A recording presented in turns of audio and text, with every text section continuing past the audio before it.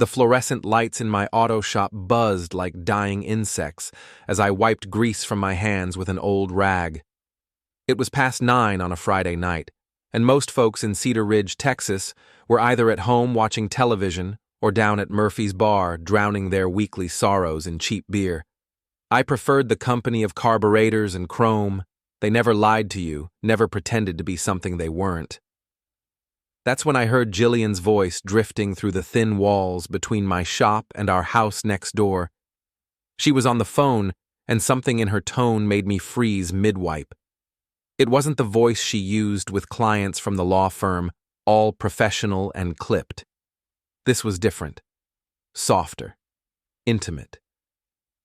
"I can't wait to see you tonight," she purred, followed by a giggle that made my stomach clench. "Dan's completely clueless. He'll be out there with his precious cars until midnight." I set down the rag with deliberate care, my hands suddenly steady despite the adrenaline coursing through my veins. 23 years of marriage, and I thought I knew every inflection in my wife's voice. This was new territory. "The Marriott downtown? Room 412? God, Zach, you're terrible," she laughed again. That same throaty sound she used to make for me back when we were young and stupid and thought love conquered everything. Zach. The golden boy associate at Henderson & Associates, where my wife had been working late more and more frequently. The guy with the perfect teeth and the Porsche who looked at guys like me, blue collar, grease under the fingernails, high school education, like we were some kind of evolutionary mistake. I moved closer to the wall, pressing my ear against the cool metal siding. The conversation had shifted, become more explicit. Details I didn't want to hear but couldn't stop listening to. Plans for tonight. Things they'd done before. How long this had been going on. 6 months. 6 goddamn months. When the call ended, I stood there in the yellow glow of the shop lights, surrounded by the familiar smell of motor oil and WD-40. Trying to process what I'd just learned. My wife of 23 years was cheating on me with a guy young enough to be our son. Our daughter Beth was away at college, blissfully unaware that her family was disintegrating while she studied for midterms. If love is blind, I thought, marriage is the seeing-eye dog with a bad sense of direction. I walked back into our house through the connecting door, acting like nothing had changed. Jillian was in the bedroom, applying makeup in front of the vanity mirror. She'd changed into a black dress I'd never seen before, something expensive and clingy that showed off the body she'd been working so hard to maintain at that new gym downtown. "Working late again?" I asked, leaning against the door frame. She didn't even look at me in the mirror.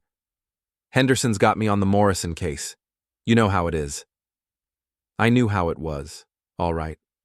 I also knew the Morrison case had been settled 3 weeks ago because she'd celebrated with champagne and told me all about it. Apparently, she'd forgotten that particular lie. "Don't wait up," she said, grabbing her purse from the dresser.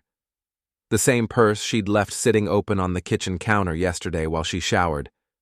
The purse I'd been too trusting, too stupid to look through. Until now. After she left in a cloud of expensive perfume, another new addition to her routine, I went straight for that purse. My hands shook as I rifled through receipts and business cards and the usual female detritus. What I found made my blood run cold. Hotel receipts. Expensive dinners at restaurants we'd never been to together. A credit card statement showing charges at Victoria's Secret for amounts that would have covered my shop's electric bill for 2 months. And tucked behind her insurance card, a folded piece of paper with an address I didn't recognize, and a time. "Tomorrow, 7 p.m. Can't wait to have you again. Zed." Tomorrow was today. Tonight. Right now, while I sat in our bedroom like a fool, my wife was in some hotel room with a man who probably made more in a month than I made in 6. I looked around our bedroom, really seeing it for the first time in years. When had she redecorated? The bedspread was new, some kind of silky material in deep burgundy. New curtains, new lamp on her nightstand. Even the pictures on her dresser had changed. Fewer shots of our family, more artistic black and white photos of flowers and landscapes. Like she was slowly erasing us from her personal space. The rage built slowly, like pressure in a boiler. Not the explosive kind that makes men do stupid things and end up in handcuffs. This was colder, more calculating. The kind of anger that comes from being made a fool of by someone you trusted completely. I grabbed my keys and headed for the truck. The Marriott downtown was only 20 minutes away, but it felt like the longest drive of my life. I kept thinking about signs I'd missed, excuses I'd believed, late nights I'd attributed to her dedication to work. How long had people known? How long had I been the clueless husband, the last to know his wife was stepping out? The hotel parking lot was full of luxury cars that probably cost more than my annual income. I spotted Zach's silver Porsche immediately, vanity plates that read "Lawman," because apparently the universe had a sense of humor about these things. I parked 3 spaces away and waited. Patience had never been my strong suit, but 23 years of marriage teaches you a few things about timing, about picking your moments, about making sure you're absolutely certain before you blow up your entire life. At 10:47 p.m., they came out together. Jillian looked flushed and satisfied, her hair slightly messed despite obvious attempts to fix it. Zach had his hand on the small of her back, possessive and casual, like he owned her, like I didn't exist. They stopped beside his car, and he pressed her against the driver's side door, kissing her like they were teenagers instead of a 45-year-old married woman and her 30-something boy toy. She melted into him, her hands fisting in his expensive shirt, making little sounds I remembered from our early days together. That's when I snapped. I waited until they separated, until Zach got in his car and drove away, until Jillian got in her Honda and headed home to lie to me about where she'd been. Then I got out of my truck and walked over to that pristine Porsche. The key to my shop made a beautiful scraping sound along the driver's side door, from headlight to taillight, deep enough to reach metal, then the passenger side, for symmetry. By the time I was finished, Lawman was going to need a new paint job. I pulled a condom from the box I kept in my glove compartment. Optimism dies hard, even in a failing marriage, and left it under his windshield wiper, with a note scrawled on the back of a gas station receipt. Thanks for keeping my wife entertained. The clueless husband. The drive home was the first time I'd felt genuinely good in months, maybe years. There's something therapeutic about direct action, about finally doing something instead of just taking whatever life throws at you. Jillian was already in bed when I got home, pretending to sleep. I could tell by her breathing that she was awake, probably wondering if I suspected anything, if her performance had been convincing enough. I lay down beside her, staring at the ceiling, and waited. My phone buzzed at 6:23 a.m., unknown number, but the message was crystal clear. Stay away from what doesn't belong to you, or you'll regret it. I showed the text to Jillian over coffee, watching her face carefully. Any idea who might send something like this? She barely glanced at the screen. Probably some drunk idiot with the wrong number. You know how people are. But I caught the slight tremor in her hand as she lifted her coffee cup. The way she avoided eye contact. The subtle shift in her posture that told me she knew exactly who had sent that message. The game was officially on. The next few weeks passed like a slow-motion car wreck. I started paying attention to things I'd been blind to for months, maybe years. The way Jillian's whole face lit up when her phone buzzed. How she'd suddenly developed a passion for working out, coming home from the gym with a glow that had nothing to do with exercise. The expensive new clothes that kept appearing in her closet, items she claimed were on sale, but still cost more than I made in a week. Mrs. Knox, our 70-something neighbor with the perfectly manicured lawn and an insatiable appetite for gossip, started dropping hints with all the subtlety of a brick through a window. Saw Jillian out late again last Tuesday, she mentioned while I was checking my mailbox. Hope she's not working too hard, honey. A woman her age needs her rest. The way she said working made it clear she had her own theories about what my wife was actually doing. In a town the size of Cedar Ridge, secrets had a shelf life of about 15 minutes. Everyone knew or suspected or had heard something from someone who knew someone. Everyone except the husband, apparently. I started spending more time at Murphy's bar, nursing beers and listening to Red Murphy dispense wisdom from behind the scarred wooden bar. Red had been my friend since high school, back when we thought we'd conquer the world with nothing but attitude and determination. Now he owned a dive bar that served as unofficial therapy center for half the blue-collar men in town. "Don't get mad, get even," Red advised, polishing a glass with practiced efficiency. "Make 'em bleed where it hurts most." "And where's that?" I asked, though I was starting to have my own ideas. "Pride," he said simply. "Take away someone's pride, their reputation, their sense of control, and you've hurt them worse than any physical pain ever could." Red had been through his own divorce 5 years earlier. His ex-wife had cleaned him out financially, but he'd bounced back stronger and meaner. There was a lesson in that, if I was smart enough to learn it. At home, Jillian grew bolder. She stopped trying to hide her phone calls, taking them right in front of me with a smug confidence that made my teeth ache. She'd laugh at things Zach said, making little comments designed to let me know she was talking to someone more interesting, more sophisticated, more everything than her boring husband. "You wouldn't understand," became her favorite phrase. "It's a legal thing. It's complicated. You'd have to know the people involved."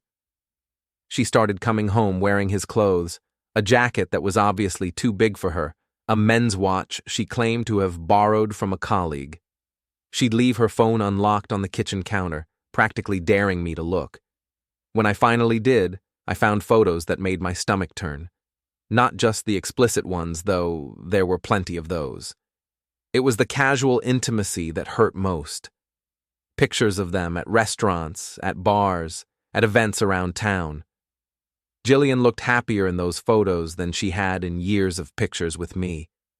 The worst part was how public it had become. At Beth's college parents' weekend, we ran into Zach by accident at the campus coffee shop. He was charming and friendly, introducing himself as a colleague of Jillian's, while my wife practically glowed beside him. They shared inside jokes, finished each other's sentences, and generally acted like I was an unwelcome third wheel at my own daughter's school event. "Dad, is everything okay?" Beth asked later, when we were walking across campus. "You seem really tense. How do you tell your 20-year-old daughter that her mother is having an affair? That the family she's known her entire life is disintegrating while she's trying to focus on midterm exams and sorority rush? You don't. You smile and lie and hope she doesn't see the cracks spreading through everything you've built together. Just work stress, I told her. You know how it is. But Beth was smart, observant, too much like me for her own good. She'd noticed the way her mother dressed differently, talked differently, seemed to exist in a bubble of secret happiness that didn't include her family. During our weekend visit, Jillian spent more time texting than talking to our daughter. More than once, I caught Beth watching her mother with a confused, hurt expression that broke my heart. The anonymous threats continued, text messages telling me to back off and mind my own business, photos of my shop taken from across the street like someone was watching, waiting. I suspected Zach, but couldn't prove it. The messages came from different numbers, probably burner phones or some kind of app that disguised the sender. I started my own surveillance, if you could call it that. Nothing fancy or illegal, just paying attention to patterns, keeping track of when Jillian said she'd be somewhere versus where she actually was. Social media made it easy. Her Instagram was full of photos from bars and restaurants around town, always with colleagues who looked suspiciously like one specific colleague with perfect teeth and a trust fund. The breaking point came on a Thursday night in October. I was working late in the shop when I heard voices from the house. Jillian was supposed to be at a work dinner, but there she was, and she wasn't alone. Through the connecting door, I could hear her giving someone a tour of our home like she was showing off a prize. "This is where Dan spends most of his time," she was saying, and I realized they were standing in the kitchen, looking out at my shop. "He's got his little hobby, and I have mine." Zach's laugh was rich and condescending. "Doesn't he mind you working so late? My father would never let my mother have a career." "Dan's not exactly the controlling type," Jillian replied. "More like the oblivious type. I could probably bring you here for dinner and he'd just assume you were another lawyer." They moved through the house, and I heard the creak of floorboards overhead. Our bedroom. The bed I'd been sharing with her for over 2 decades, where we'd conceived our daughter, where we'd held each other through good times and bad, where I'd been sleeping alone more often than not lately, while she claimed the couch was more comfortable for her back. I sat in my shop, surrounded by the honest smell of motor oil and the reliable hum of machinery, and felt something cold and hard settle in my chest. Not rage this time, something more dangerous, calculation. When they finally left, through the front door, bold as brass, I went into the house and looked around. Nothing obviously disturbed, but I could smell his cologne in our bedroom, could see the indent in my pillow where his head had been. There was a wine glass in the sink that I hadn't used, lipstick marks on the rim that were the wrong shade for Jillian. That's when I found the real evidence. In our bedroom trash can, carelessly discarded, a condom wrapper, not even hidden, just tossed in with tissues and cotton balls, like it was perfectly normal for my wife to be screwing her boyfriend in our marital bed. I picked it up with a tissue, stared at it for a long moment, then carefully placed it in a plastic bag. Evidence. Proof. Ammunition for whatever came next. My phone buzzed. Another anonymous message. "Stop digging, or you won't like what you find." I typed back, "Try me." The response came immediately. "You have no idea what you're dealing with. Walk away while you still can." I stared at that message for a long time, sitting on the edge of the bed where my wife had just betrayed me in the most intimate way possible. Then I deleted the entire conversation and started making plans. If they wanted to play games, I'd show them how a man with nothing left to lose plays games. They thought I was just some dumb mechanic who'd roll over and take whatever they dished out. They were about to learn how wrong they could be. I stopped being the doormat on a Tuesday morning in November. The transformation wasn't dramatic or sudden, more like flipping a switch from victim to predator. 23 years of marriage had taught me Jillian's patterns, her weaknesses, her pressure points. Time to put that knowledge to work. The first thing I did was move money. Not stealing, nothing illegal, just exercising my rights as a joint account holder. I opened a new checking account at a different bank and quietly transferred half of our savings, canceled the credit cards that were in both our names, put a freeze on our home equity line of credit, all perfectly legal, all perfectly devastating to someone who'd grown accustomed to unlimited access to funds. Mrs. Knox became my unwitting ally in the information war. The woman was a one-person intelligence network, and all it took was a few carefully planted comments to get the gossip mill grinding. "I'm worried about Jillian," I told her, while raking leaves in my front yard. "She's been working so late, spending so much time with that young associate. I hope people don't get the wrong idea." Mrs. Knox's eyes lit up like Christmas morning. "Oh, honey, I've been wondering about that myself. Just the other day, I saw them having lunch at Romano's, and they looked awfully friendly." Within a week, half the town was buzzing with speculation about the lawyer's wife and her boy toy.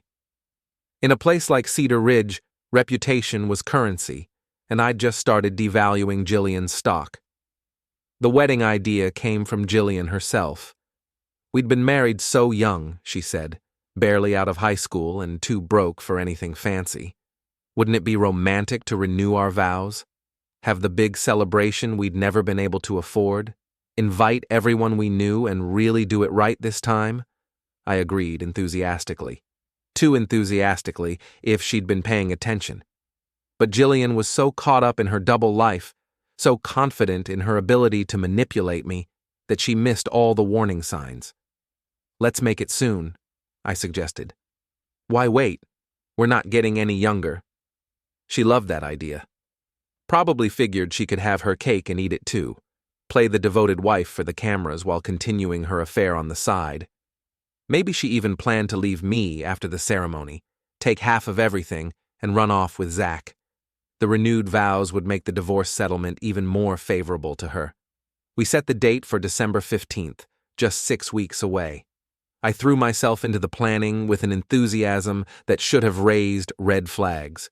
Booked the nicest venue in town, hired the best caterer, sent out invitations to 180 guests. Jillian was delighted with my sudden romantic streak, never suspecting that I was setting the stage for the most public humiliation in Cedar Ridge history. 2 weeks before the ceremony, everything was ready. The venue was booked and paid for, the flowers were ordered, the photographer was confirmed, the catering menu was finalized. 180 people had RSVP'd, including Jillian's parents, her snooty law firm colleagues, and half the social elite of our little town. That's when I discovered the real depth of the betrayal. I'd been suspicious of Mara, Jillian's best friend since college, for weeks. The woman had been acting strange around me, avoiding eye contact, making excuses to leave whenever I entered a room. I'd attributed it to loyalty to Jillian, maybe guilt about keeping her friend's secret. The truth was much worse. I found the photos on Jillian's laptop, which she'd carelessly left open while taking a shower. Not just pictures of her and Zach, but images that made it clear this wasn't a simple affair. Mara was involved too. The three of them together, in combinations that made my stomach turn. Group shots at bars and restaurants, vacation photos from trips I'd never heard about, intimate moments that painted a picture of a relationship that had been going on for months. But the real revelation was in the email thread I found buried in Jillian's deleted folder.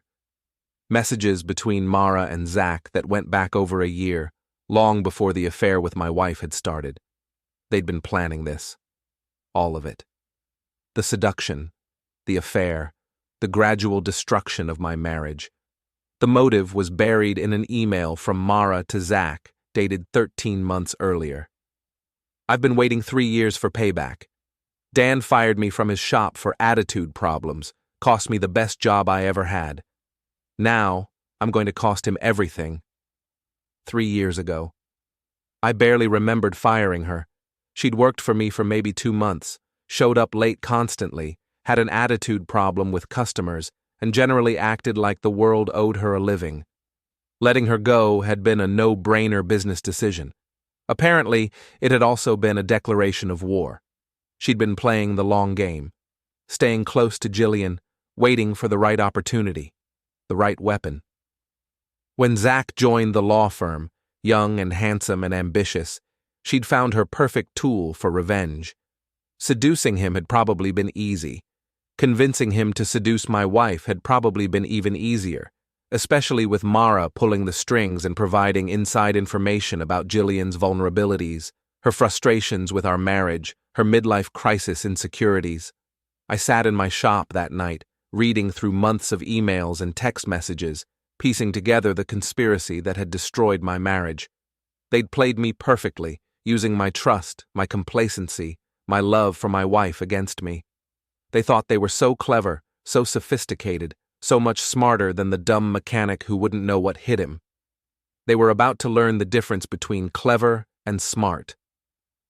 The night before the wedding, I lay in bed next to Jillian, listening to her breathe. She'd been distant all evening, distracted and nervous in a way that had nothing to do with pre-ceremony jitters. Around midnight, she turned to me in the darkness. "Dan?" Her voice was soft, uncertain. "Are you awake?" "Yeah." She was quiet for a long time, and I could feel the tension radiating from her body. Finally, she spoke, her voice barely a whisper. "I still love my ex." The words hung in the darkness between us like a blade. Not Zach, her ex-boyfriend from college, the one she'd dated before we met. A guy I'd never considered a threat because he lived halfway across the country and hadn't been part of her life in over 20 years. "What?" I sat up, processing what she'd just said. "I've been thinking about him," she continued, tears in her voice.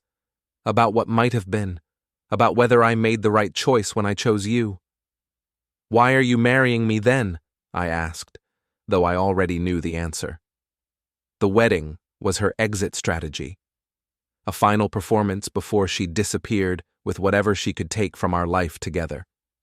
She stammered something about cold feet, about being confused, about thinking she'd get over it. But I wasn't listening anymore. I was thinking about the emails, the photos, the elaborate conspiracy that had brought us to this moment. Then go be with him, I said calmly. What? She was shocked, probably expecting me to fight for her, to beg her to stay, to promise I could change and be better. Instead, I got out of bed and walked to the kitchen. She followed, crying and pleading, but I'd already mentally moved on to the next phase of my plan. Don't you want to work through this? She begged. You just admitted to loving someone else, I replied. What's to work through? The next morning, while Jillian was at her final dress fitting, I started making calls. The wedding venue first, then the caterer, the florist, the photographer. One by one, I canceled everything, paying the cancellation fees without flinching. The money didn't matter anymore. The only thing that mattered was the statement I was about to make. I called my realtor next. I need to sell the house immediately. Dan, the market's a little slow right now and I don't care about the market. Price it to move. I want it sold this week. By noon, there was a for sale sign in my front yard and my belongings were packed in boxes. I'd rented a storage unit across town and hired a moving company for the following morning. 3 trucks, 6 men, everything scheduled to arrive at precisely 2 p.m., right when Jillian would be returning from her bridal shower. The final touch was the email to all 180 wedding guests. Wedding canceled, details to follow. I didn't explain why. Didn't offer apologies or excuses. Just a simple statement of fact that would have people talking for months. That evening, Jillian came home acting like nothing had happened. We should talk, she said, but I was done talking. Nothing to discuss. She thought I was playing hard to get, that this was some kind of negotiating tactic. She'd underestimated me for so long that she couldn't conceive of me actually taking decisive action. Over the next week, she started to notice things. My clothes disappearing from the closet, my tools missing from the garage, the wedding gifts being returned to stores with polite notes explaining that the ceremony had been canceled. Where are your things? She asked. Storage. She laughed nervously. Very funny. But guests were calling, confused and concerned. Is the wedding really canceled? What happened? Are you two okay? Jillian told everyone I was bluffing, that I was just hurt and would come around. She assured her parents we'd work it out, promised her friends it was just a misunderstanding, right up until the moving trucks arrived. Saturday morning arrived gray and cold, with the kind of bitter wind that cuts through your jacket and settles in your bones. Perfect weather for what I had planned. Jillian was at her bridal shower, a last-ditch attempt by her friends to maintain the illusion that everything was normal. Mara had organized it, of course, probably figuring she could console the bride-to-be while secretly celebrating the success of her long-term revenge plan. At exactly 2 p.m., the first moving truck rumbled down our quiet suburban street. Mrs. Knox was watching from her window, probably wondering what fresh drama was about to unfold. She didn't have long to wait. I'd been up since dawn, doing a final walk-through of the house, making sure everything I wanted was packed and ready to go. 23 years of shared life reduced to boxes and labeled furniture. The movers were efficient and professional, treating the dissolution of my marriage like any other job. The second truck arrived at 2:15, followed by the third at 2:30. By the time Jillian's Honda pulled into the driveway, our front yard looked like a disaster zone. Moving trucks, uniformed workers, boxes stacked on the lawn, furniture wrapped in blankets and padding. I'll never forget the look on her face when she got out of the car. Pure shock, followed by disbelief, then a kind of panic I'd never seen in her before. She was still wearing her bridal shower tiara, a ridiculous pink and silver thing that made the whole scene even more surreal. "What is this?" she screamed, running toward the house. I was standing by the front door, clipboard in hand, directing traffic like a general commanding troops. "Told you," I said calmly. "Go be with your ex." "You can't do this." I handed her a manila folder. "House listing, already in escrow, closes in 10 days. She opened the folder with shaking hands, staring at the real estate documents like they were written in a foreign language. The house had been priced to sell quickly, and in a market hungry for move-in ready properties, it had attracted multiple offers within hours.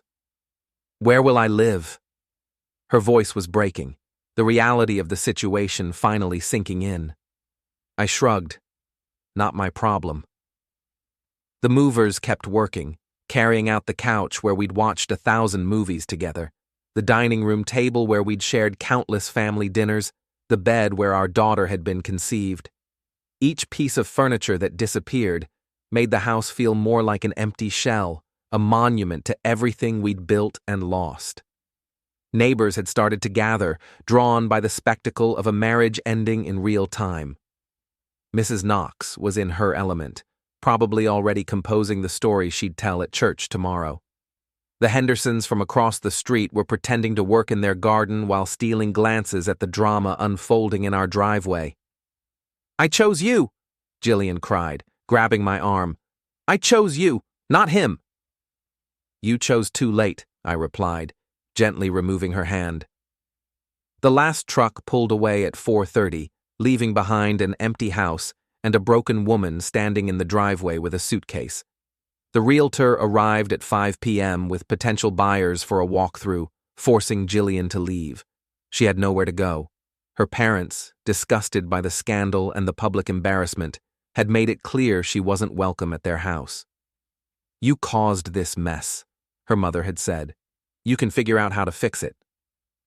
Her college ex-boyfriend, the one she claimed to still love, wasn't interested in a reunion.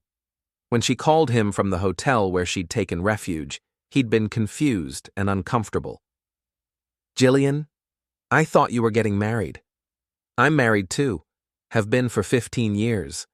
I have kids." The friends from her bridal shower had dropped her off at a Holiday Inn with awkward promises to stay in touch and be there if you need anything. But in a town like Cedar Ridge, scandal was contagious. Nobody wanted to be too closely associated with the woman who'd destroyed her own marriage 2 weeks before her wedding. The house sold within the week, exactly as I'd planned. The buyers were a young couple with 2 small children, excited about moving into their dream home. They had no idea they were purchasing the site of one of the most spectacular marital implosions in local history. But I wasn't done. Not even close. Zach had been laying low since the wedding cancellation, probably hoping the whole thing would blow over.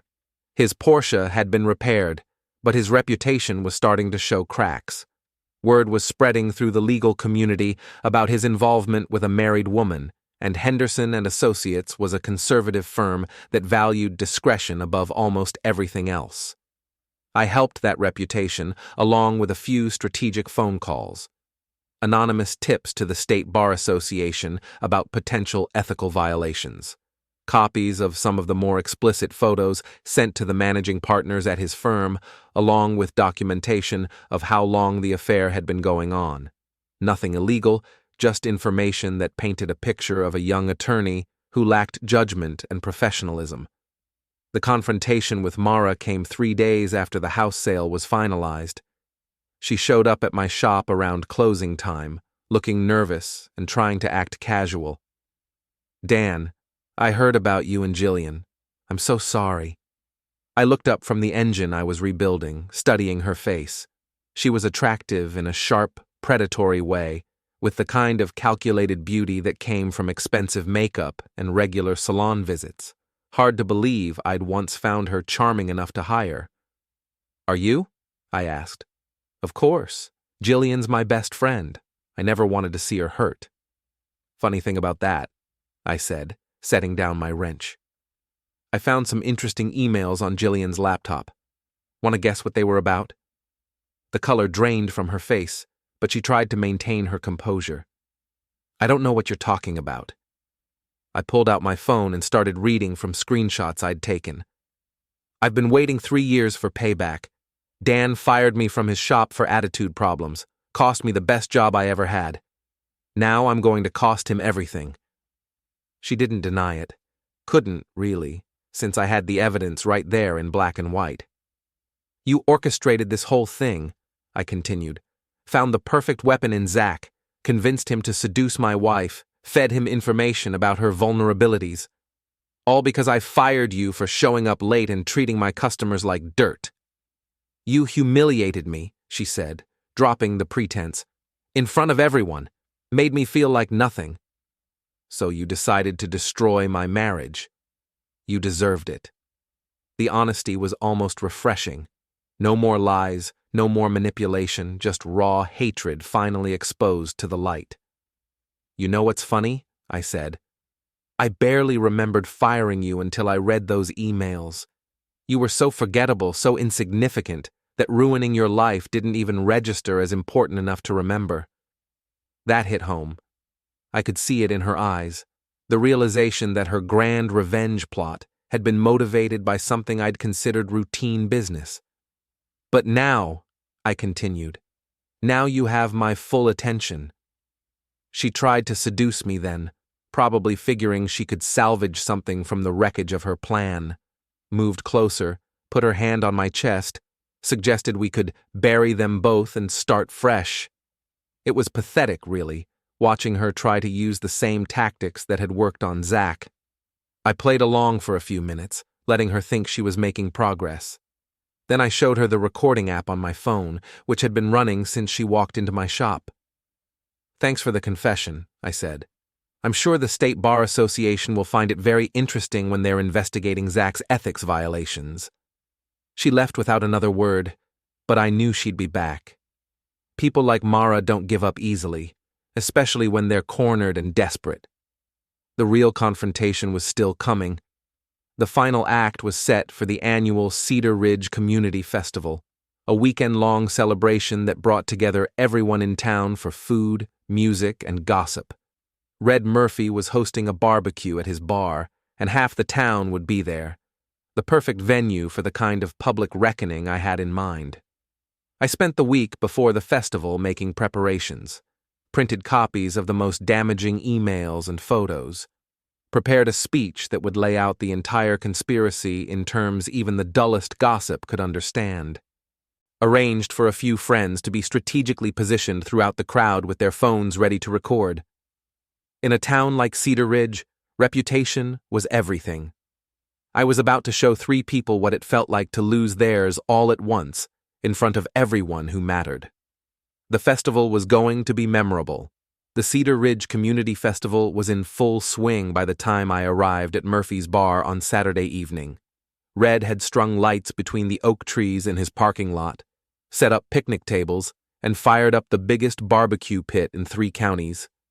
The smell of smoked brisket and ribs filled the air, mixing with the sounds of laughter, conversation, and a local country band playing on a makeshift stage. Half the town was there, including several people I'd specifically invited. Henderson and Associates had sent a delegation, probably trying to show community support after the recent scandal involving one of their associates. Jillian's parents had even shown up, looking uncomfortable, but determined to maintain their social standing despite their daughter's disgrace. I'd been planning this moment for weeks, and everything was falling into place perfectly. Jillian arrived around 7, looking tired and defeated. She'd been staying at a motel on the outskirts of town, paying by the week and trying to figure out how to rebuild a life that had imploded in spectacular fashion. She spotted me across the crowd but didn't approach, probably hoping to avoid another confrontation. Zach showed up 20 minutes later, clearly reluctant, but probably feeling like he needed to make an appearance. His reputation at the law firm was hanging by a thread, and hiding from the community would only make things worse. He looked nervous, constantly scanning the crowd like he expected trouble. Mara was the last to arrive, and she came loaded for bear. Tight dress, perfect makeup, the kind of predatory confidence that came from having nothing left to lose. She'd probably figured out that I was planning something, but she couldn't stay away. People like her never could resist a chance to be at the center of drama. At 8:30, Red handed me the microphone. "Ladies and gentlemen," I began, my voice carrying over the crowd through the portable sound system. "I want to thank you all for coming out tonight. Cedar Ridge is a special place because we're all neighbors here, all part of one big family, and like any family, we look out for each other." The crowd quieted, sensing something significant was about to happen. I could see Jillian pushing through the people, trying to get closer, probably hoping to stop whatever I was about to do. "Some of you know that my wife and I recently canceled our wedding renewal ceremony," I continued. "What you might not know is why. See, I discovered that my marriage had become the center of a conspiracy, a carefully planned revenge plot that had been going on for over a year." Murmurs rippled through the crowd. People were pulling out their phones, sensing that they were about to witness something worth recording. My wife's best friend, Mara Collins, orchestrated the whole thing. She convinced a young lawyer named Zach Morrison to seduce my wife, fed him inside information about our marriage, and helped plan every detail of their affair. All because I fired her from my shop 3 years ago for showing up late and treating my customers poorly. I could see Mara in the crowd now, her face white with rage and panic. Zach was trying to move toward the exit, but the crowd was too thick. Jillian had stopped pushing forward and was just standing there, looking like she wanted the earth to open up and swallow her. "I have emails," I continued, pulling out a folder. Text messages, photos, a complete record of how 3 people conspired to destroy a 23-year marriage for revenge. And since this is a community event, I thought the community should know what kind of people they're dealing with. I started reading from the emails, the most damaging excerpts from months of correspondence between Mara and Zach. The crowd was dead silent now, hanging on every word. When I got to the part about Mara's motivation for revenge, several people turned to stare at her with disgust. "The affair wasn't just emotional," I continued. "It was physical, and it was happening in my house, in my bed, while I was working to support the woman who was betraying me. And it wasn't just between 2 people. Mara was involved too, making this a 3-way conspiracy that went far beyond simple adultery." That's when Jillian snapped. She pushed through the crowd and lunged at me, screaming something about lies and humiliation, but she never made it to the stage. Mara intercepted her, and suddenly the 2 women who'd been best friends were clawing at each other like wildcats. The crowd pressed closer, everyone wanting to see the cat fight that had erupted in the middle of the barbecue. Jillian and Mara were rolling on the ground, pulling hair and screaming accusations at each other. Years of friendship dissolved into pure hatred as each woman blamed the other for the disaster their lives had become. Zach tried to run, but I'd positioned my brother Eric and a few other friends strategically around the crowd. They formed a loose circle, not threatening him, but making it clear that leaving wasn't going to be easy.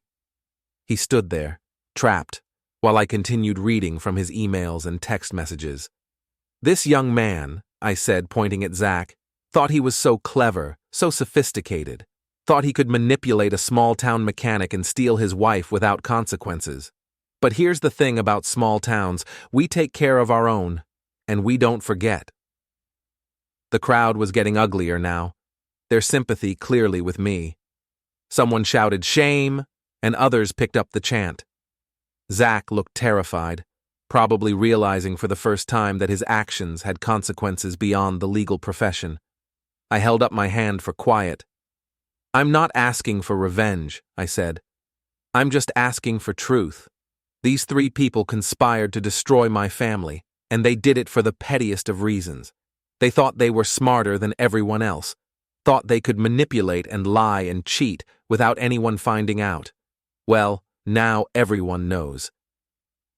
The fight between Jillian and Mara had ended with both women sitting in the dirt, crying and defeated.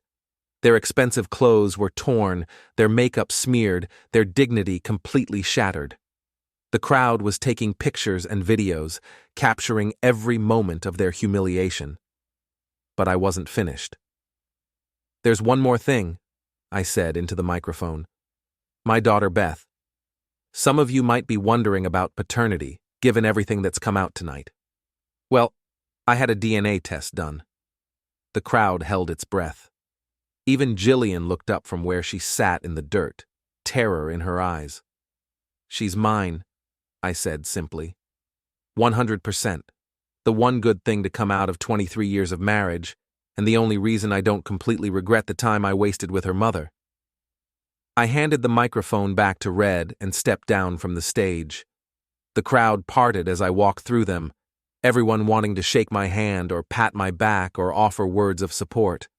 I'd gone from being the town cuckold to being the man who'd stood up for himself in the most spectacular way possible. Behind me, Jillian, Zach, and Mara were left to deal with the aftermath of their exposure. Their reputations were destroyed, their conspiracy revealed, their lives in ruins. Zach would probably have to leave town to find work. Mara's revenge plot had backfired completely, leaving her worse off than when she started. And Jillian would have to live with the consequences of her choices for the rest of her life. I walked to my truck, got in, and drove away from the festival, from the town, from the life I'd built and lost, and finally reclaimed on my own terms. In the rearview mirror, I could see the lights of the barbecue growing smaller, but I could still hear the buzz of conversation, the excited chatter of people who'd just witnessed the most dramatic public confrontation in Cedar Ridge history. My phone was already buzzing with calls and texts, but I ignored them all. I had a new life to build, somewhere far from the wreckage of my marriage and the small-town gossip that would follow this story for years to come. They'd called me a villain for destroying their conspiracy. I wore that label better than they'd ever worn their masks of respectability and friendship. In the end, the truth had set me free, and the truth had buried them completely. As I drove into the night, leaving Cedar Ridge in my rearview mirror forever, I couldn't help but smile. Revenge, as they say, is a dish best served cold, but sometimes served hot in public with a side of community barbecue, it tastes even better.